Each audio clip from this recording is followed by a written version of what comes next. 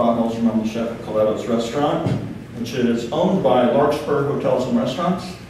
I've been there for 25 years. I'm going to take a little bit of a different approach on my presentation. I'm going to talk about cause and effect and what causes certain trends. And first, let's talk about the difference between a trend and a fad. Fads, to me, are short-lived fashion styles. They're enthusiastic, short-lived, versus a trend, which has sustainability and is based more on general tendencies, and there's a reason behind them. Next, I'd like to talk about trend drivers, and this is the cause and effect that I was referring to. You know, television is a trend driver in that celebrity chef shows. Everybody wants to be a chef. They've made being a chef so glamorous. And in the process, they've created a tremendous amount of intrigue and education. And what that does is it makes our diners more confident in their ability to have special requests. And that's fine. That's a good thing. We like educated diners.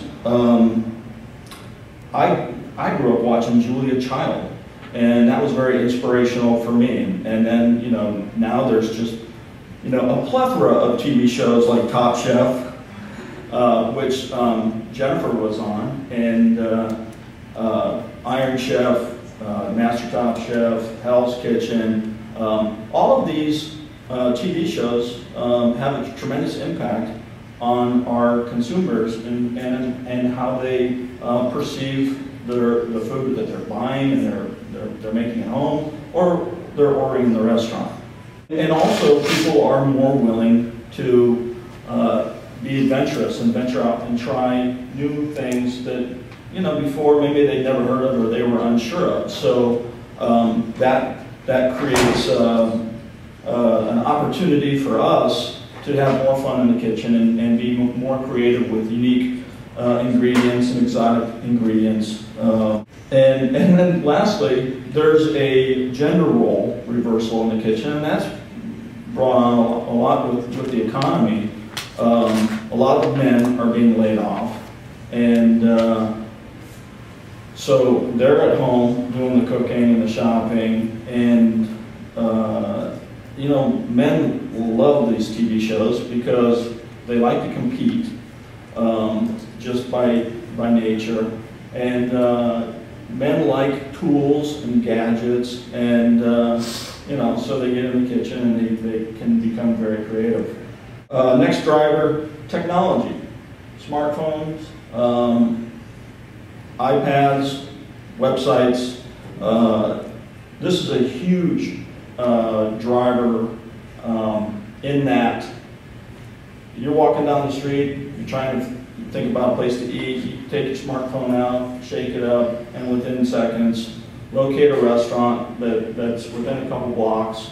Then you can go on Yelp and check out the reviews on that restaurant. And then if you decide, okay, that's the restaurant I want to go to, book it online with OpenTable, all within, you know, a couple of minutes from wherever you are. So, you know, that's a huge change. Technology is changing the way we think about how we do business, and as an operator, you have to be savvy about that. If you're not, you know, gearing your business towards that new technology, you're going to be missing the boat. The other thing with technology is you've got Facebook, Twitter, Urban Daddy, City Search, Table Hopper, all of these websites and or social media abilities to reach out to your guests and let them know what you're offering. So if you have a promotion that you want to let everybody know about, you can put it on Facebook, and boom, out it goes, and again, this is technology that if you're not taking advantage of, not savvy about, someone else will, and they'll get that market dollar. Another trend driver is, unfortunately, our sagging economy. And so in that, number one, people are looking for value. They expect great service and great quality product at a reasonable value. And I think that, Corey was talking about some of the stuff that they do. That's important to convey that to the guests, to let them know that what they're getting is something very special, that there was thought, consideration put into it. Some of what Carly was talking about earlier about foraging, things like that, those are all value drivers that will give that guest the comfort that they're spending their money wisely. Social consciousness. Being green is, I say being green brings in the greens. A lot of our guests want to know that we practice sustainability. That's important to them.